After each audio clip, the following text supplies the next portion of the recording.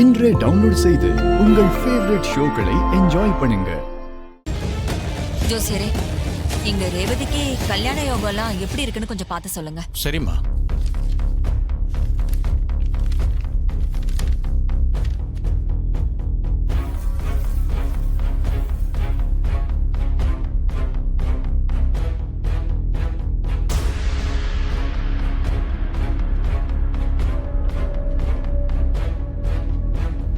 அம்மா, உங்க பொண்ணுக்கு மாலதோஷம் இருக்குமா?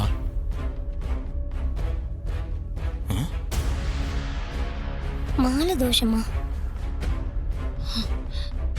அதனாலதான் கல்யாண சம்பந்தமா எது நடந்தாலும் அது திருப்தி இல்லாம தடப்பட்டுக்கிட்டே இருக்கு. மாலதோஷமா? இதுக்கு பரிகாரம் ஏதாவது இருக்கா?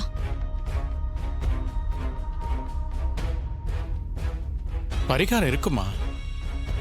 உங்க பக்கத்து ஊர்ல பேச்சியம்மன் கோவில் இருக்குல்ல, அங்க போய் சின்னதா ஒரு பரிகாரம் பண்ணிட்டு வந்தா எல்லா தோஷமும் சரியாயிடும். அப்படி என்ன பரிகாரம்?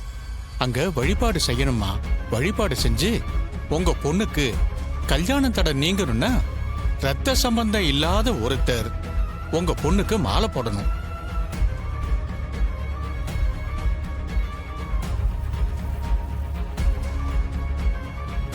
அப்படி மாலை போட்டா எல்லா தடையும் நீங்கி இந்த கல்யாணம் நல்லபடியா நடக்கும்.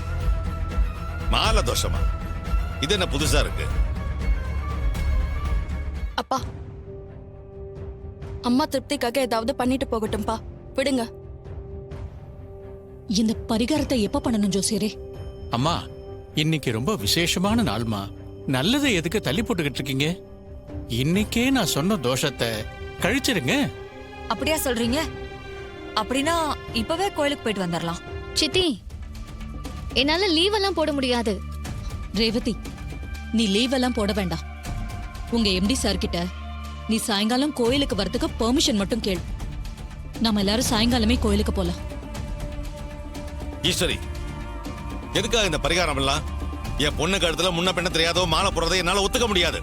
எனக்கு இந்த கல்யாணம் எந்த தடங்களும் இல்லாம நல்லபடியா நடக்கணும். அதுக்காக நான் என்ன வேணாலும் பண்ணுவேன். நீங்க அமைதியா இருங்க. சரிம்மா, நான் உத்தரவு வாங்கிக்கிறேன். இந்தாங்க. வரம்மா. வாங்க.